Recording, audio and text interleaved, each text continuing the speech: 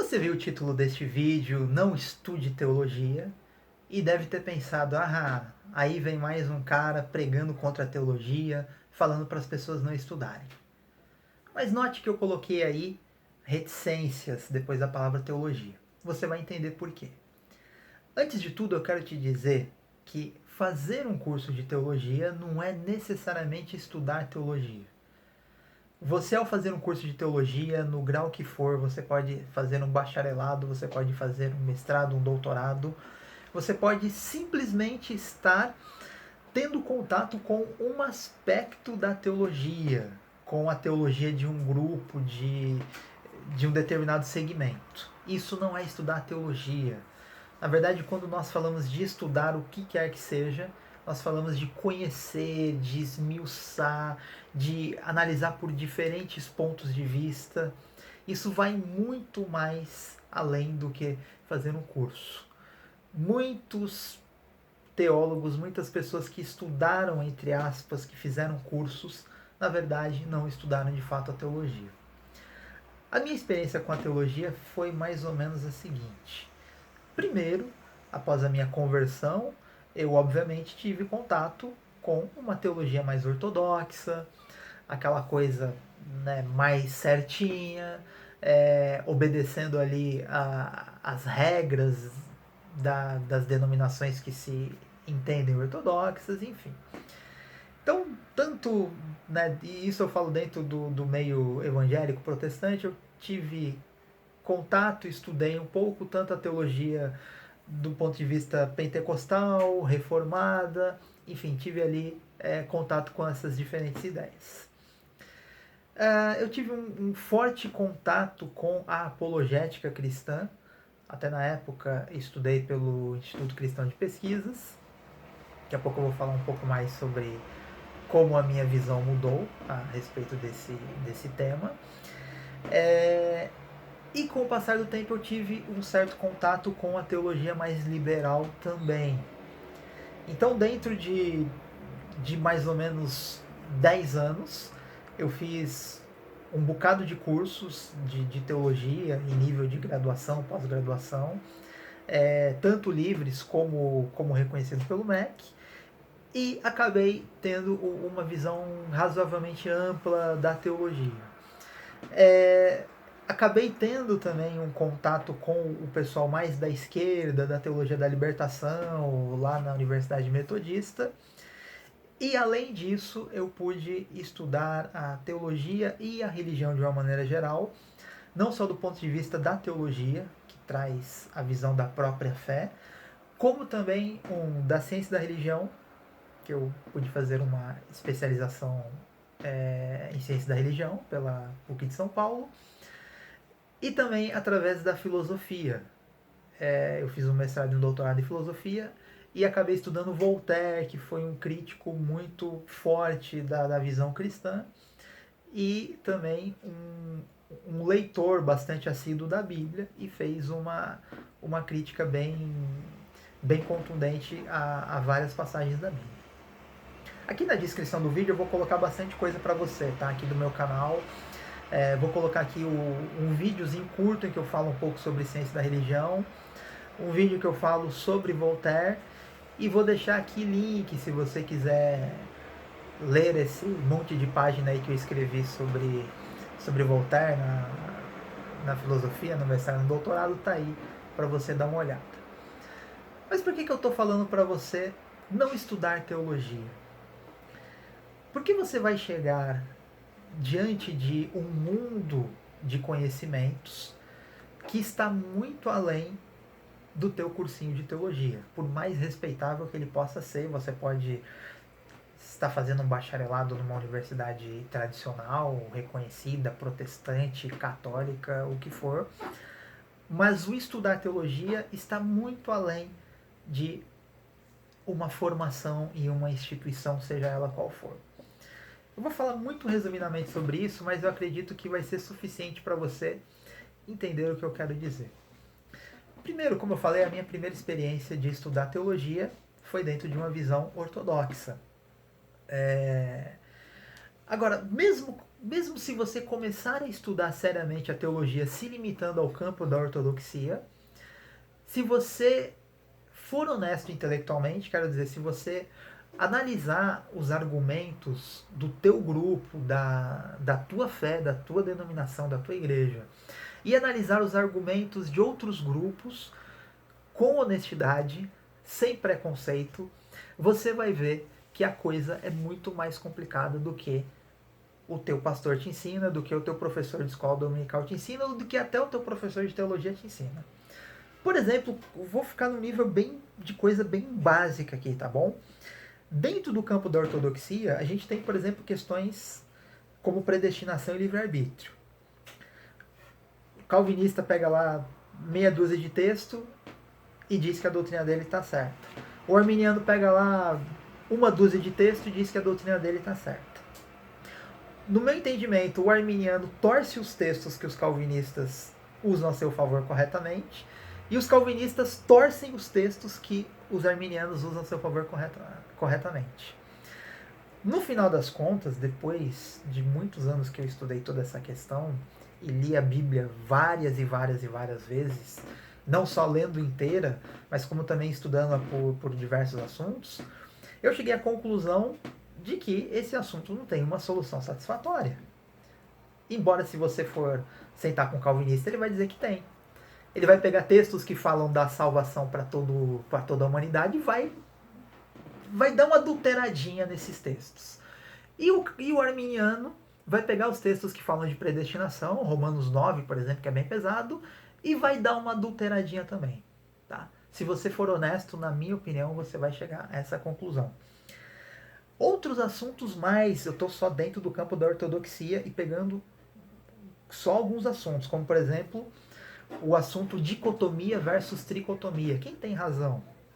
Tem um bocado de passagens no Velho Testamento, na Bíblia hebraica, que dão a entender a dicotomia, que a dicotomia é o correto. Né? Lembrando que dicotomia é a ideia de que o homem é composto por corpo e alma, o corpo e espírito, e espírito e alma seria a mesma coisa. E os tricotomistas dizem que alma e espírito são coisas diferentes. Vão pegar lá alguns textos do Novo Testamento e vão fundamentar a sua ideia. No final, eu acredito que haverá textos para fundamentar as duas. E não é tão simples assim chegar a uma conclusão. Outro ponto, que aí a gente já entra em grupos religiosos diferentes, ou em religiões diferentes, né? Catolicismo, protestantismo, é a questão de escritura e tradição. A gente sabe que um dos lemas do protestantismo é só a escritura. Quer dizer, só a Bíblia é regra de fé.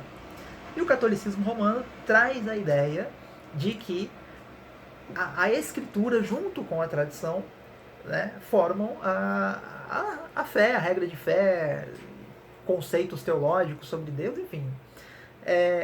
Então, quando o protestantismo fala é só o que está na Bíblia, o catolicismo fala é o que está na Bíblia, mais do que a tradição cristã diz. Novamente, quando a gente vai analisar esse assunto só dentro da Bíblia, a gente vê que é uma coisa que não tem uma solução tão simples. Se por um lado você pode encontrar nas falas de Jesus e de Paulo diversas citações das Escrituras, autoridade das Escrituras, inspiração das Escrituras, etc., quando a gente estuda a composição da própria Bíblia, a gente vai ver que antes de a Bíblia ser um texto, ela era uma tradição. Os evangelhos, antes de serem escritura, eram tradição oral. Isso é muito óbvio, é elementar no estudo da composição das escrituras. E a gente vai ver que o cristianismo, ele ficou sem um cânon bíblico definido por quase 400 anos. Né? O cânon final do Novo Testamento foi ser fechado lá quase no ano 400. Então, misturado a isso, havia sim a escritura, a Bíblia hebraica, quando não havia nenhum livro escrito do Novo Testamento, alguns livros que eram autorizados aqui e ali, né, em diferentes regiões pelas igrejas.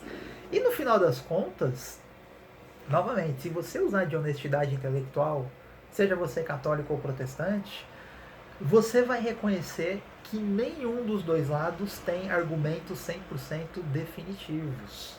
E se você for honesto.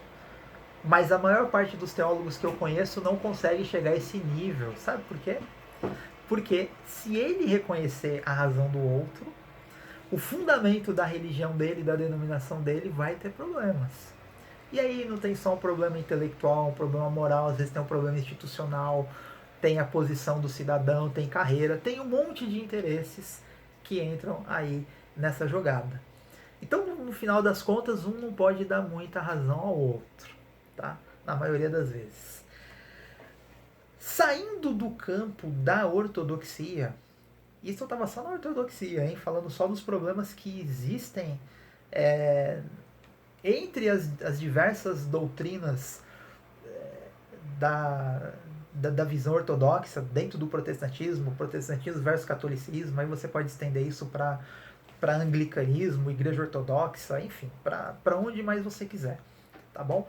Mas dentro de uma visão ortodoxa, para quem reconhece a Bíblia como escritura, a palavra de Deus, a revelação e tal, dentro desse campo, que é um aspecto da teologia, a gente tem problemas complexos e, no meu entender, às vezes insolúveis, no meu entender, tá bom? Saindo da ortodoxia, você pode ir para o campo de debate, né? Vamos unificar aqui debaixo de um único guarda-chuva, entre a teologia mais liberal e a teologia assim chamada mais ortodoxa. Existem várias e várias questões que entram aí nesses, digamos assim, nesses dois grupos, tá? Dois grupos é uma mera força de expressão, porque cada um desses grupos tem inúmeros subgrupos que defendem as mais variadas posições. Mas vamos lá. Alguns assuntos que entram aí, digamos assim, no debate ortodoxia e liberalismo. Autoria do Pentateuco. A ortodoxia defende que Moisés escreveu todo ou quase todo o Pentateuco. A visão liberal tem mais ou menos a visão de que o Pentateuco foi produzido por grupos e autores em épocas diferentes, a chamada teoria documentária, que tem também lá os seus problemas, como os próprios liberais reconhecem. Mas no final das contas tem ali duas visões, vamos dizer assim, de uma maneira bem grosseira e idealista. Tem duas visões. Se você pegar as declarações bíblicas, você vai encontrar um bom número delas atribuindo a lei a Moisés. Isso é fato. Então, nesse sentido, os liberais perdem. Por outro lado, se você examinar o texto ali, fizer uma exegese séria, você vai ver que há textos que não podem ter sido escritos por Moisés. Como, por exemplo, textos no livro de Gênesis que falam já do período da monarquia em Israel. Tal coisa aconteceu quando não havia rei em Israel. É óbvio que Moisés não pode ter escrito isso. E é óbvio que também ele não está profetizando a monarquia, ele está dando um referencial histórico para os seus leitores. Então foi alguém que já estava na época da monarquia que escreveu esse trecho. O livro de Deuteronômio começa falando que Moisés estava da além do Jordão, né? E ele descreve ali exatamente os lugares onde Moisés estava. Então, quem escreveu esse trecho estava do outro lado do Jordão, onde Moisés não entrou. Porque ele diz que Moisés estava da além do Jordão. Exatamente, Moisés não atravessou, não entrou na Terra Prometida. Mas aquele autor, né, provavelmente um compilador, sabe-se lá de que época, ele estava do lado da Terra Prometida, onde Moisés não esteve. Então Moisés não pode ter escrito aquilo. A não ser que ele voltou ali, né, em espírito e mandou escrever, ou psicografou aquilo ali. Você tem outros problemas, a composição dos evangelhos. Do ponto de vista da fé cristã, nós cremos naquilo que está escrito nos evangelhos, na revelação, nos milagres de Jesus. Por outro lado, quando a gente compara os evangelhos, por exemplo, os sinóticos, a gente vê que tem problemas ali de histórias que às vezes não cruzam uma com a outra, né? O nascimento de Jesus ali em Mateus e em Lucas tem problemas difíceis ali de se resolver. Ou quando a gente compara falas de Jesus que às vezes em Mateus estão organizadas em uma situação, em Lucas estão dispersas em outras situações, ou mesmo relatos falando de uma mesma narrativa que tem não só às vezes informações diferentes, mas até contraditórias. Como, por exemplo, as mulheres que viram Jesus ressuscitado foram contar para os discípulos ou não? Tem evangelho que diz que sim, tem evangelho que diz que não. E aí a apologética tenta ali dar um jeitinho para fazer a coisa ficar, né, mais encaixada, mas no final das contas muita coisa não dá para fazer desse jeito. O livro de Eclesiastes, né, tem uma visão bastante pessimista da vida. O autor do livro chega a dizer que como que nós vamos saber, né? Quem sabe se o fôlego de vida do homem desce, do animal, do homem sobe, do animal desce. Ele expressa uma dúvida cética ali. Ele não sabia. Tanto é que no capítulo 9, versículo 5, ele fala que os vivos sabem que hão de morrer e os mortos não sabem de nada. Os ortodoxos tentam dizer, não, ele está falando que eles não sabem de nada do que acontece na Terra, mas lá no céu ele está vivo, consciente. Essa é uma verdade que nós podemos aprender de várias passagens bíblicas, especialmente no Novo Testamento. No entanto, penso que é forçar demais ver isso no livro de Eclesiastes. Um livro que diz que melhor são os que morreram do que os que estão vivos. E melhor do que ambos são os que nem nasceram. Ele tem uma visão muito pessimista da vida. De forma que se a gente for tentar conciliar o que Eclesiastes diz com o que Paulo diz, a gente vai cair na desonestidade intelectual. E várias outras questões que não dá tempo aqui da gente falar. E por último, eu poderia destacar aqui também uma questão, algumas questões que a apologética, né, a defesa da fé trata. A apologética trata da defesa da sua ortodoxia, né, do seu grupo, contra outros grupos religiosos. E a apologética trata, por exemplo, de argumentos, digamos, mais de fora, de céticos, de ateus, enfim. Então eu destaco dois pontos. Um deles é a questão fé e ciência. A fé e ciência tem temas que se cruzam. Então, por exemplo, a origem do mundo. A ciência trata disso e a fé, a religião, a Bíblia, enfim, tratam disso também. O fim do mundo. A Bíblia trata do fim do mundo e a ciência, de alguma forma, também crê que o mundo vai acabar. A nossa ciência ocidental, né?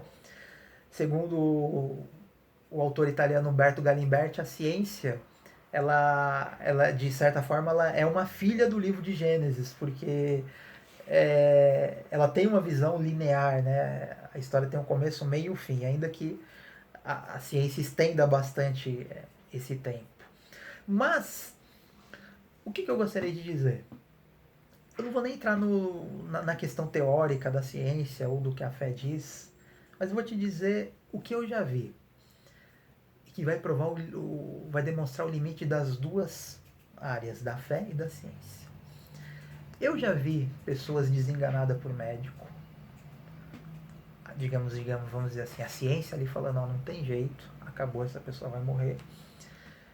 E pessoas orando, tendo fé, e aquela pessoa não morreu. E os médicos ficaram, a gente não tem como explicar isso. Cientificamente, a gente não tem como explicar. A pessoa deveria, pela previsão científica, ter morrido. A fé superou a ciência. Como eu já vi também pessoas com muita fé orando, a medicina falou, não dá mais para essa pessoa. Não, nós estamos orando, nós queremos que Deus vai mexer e vai atuar. E a pessoa morreu. A ciência prevaleceu sobre a fé. Você me fala, mas foi a vontade de Deus. Tá bom, você pode até dizer isso, mas no final das contas, a gente tem que ser honesto e falar, às vezes aquilo que a gente diz que vai acontecer pela fé acontece e às vezes não acontece. Às vezes acontece o que o mundo natural determina, o que a natureza determina. E nesse sentido, às vezes a fé não dá conta dos fatos. E a gente põe na conta da vontade de Deus e tal. Ok, você pode dizer o que você quiser, mas o fato é que às vezes as nossas orações não resolvem os problemas. E às vezes a ciência consegue resolver com uma técnica, com uma vacina, com um medicamento. E às vezes nem a fé e nem a ciência resolvem. Então, quando você olha as duas com honestidade, você fala: meu Deus do céu, não dá para eu estabelecer uma verdade absoluta a respeito disso daqui. E eu te diria também, para finalizar, a respeito do que a apologética fala das outras religiões. Como eu disse para você aqui no começo, a minha formação inicial contou com a apologética. Mas depois de alguns anos eu estudei ciência da religião. E são visões muito diferentes, porque a apologética é um campo da teologia que trata da defesa da fé contra as seitas, contra as doutrinas erradas, contra os incrédulos, ateus, agnósticos, céticos e etc.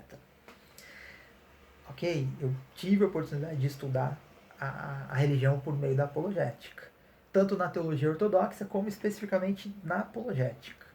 E dois, a ciência da religião, ela estuda as religiões a partir das ciências humanas, da sociologia, da antropologia, da história, da filosofia, da psicologia, da geografia e até da própria teologia. E eu vou dizer para você que a minha impressão quando eu estudei ciência da religião, quando eu vi a complexidade e a riqueza de outras religiões que não a minha, eu me senti um pouco enganado pela apologética. Eu não estou dizendo que a apologética não é legítima, ela é legítima sim, ela tem seus pontos de razão, mas muitas vezes a apologética é reducionista, a apologética é hipersimplificadora, a apologética é preconceituosa e às vezes está seriamente equivocada. Eu pude perceber isso quando eu estudei as religiões a partir de outras visões além da teologia. E eu vou te dizer que muitas vezes a teologia e a apologética estão equivocados. Então eu vou finalizar, esse vídeo já está um pouco longo, dizendo para você o seguinte: não estude teologia. Lembre que aí no título do vídeo tem reticências. Mas não é para você não estudar teologia. Não estude teologia se você não quiser ter uma visão mais ampla. Sabe por quê? Porque se você estudar teologia, e aí não é fazer o teu cursinho de teologia para você receber um diploma e ser consagrado a obreiro na tua igreja, ou pela razão que for.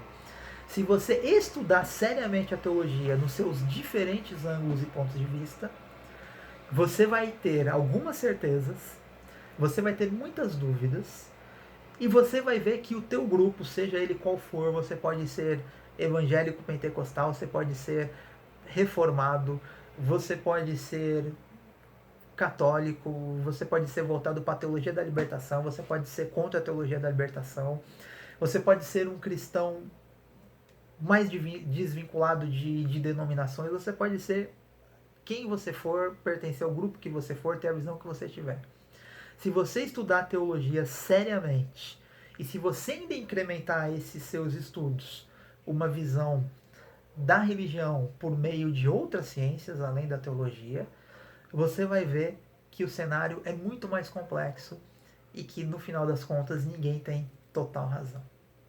Então, se você não quer chegar a esse estágio, que, vou ser muito honesto com você, não é um estágio confortável, se você não quer chegar a esse estágio, não estude teologia.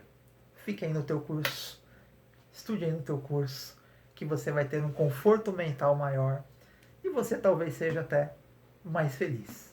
Porque o conhecimento não necessariamente te deixa mais feliz. Um abraço.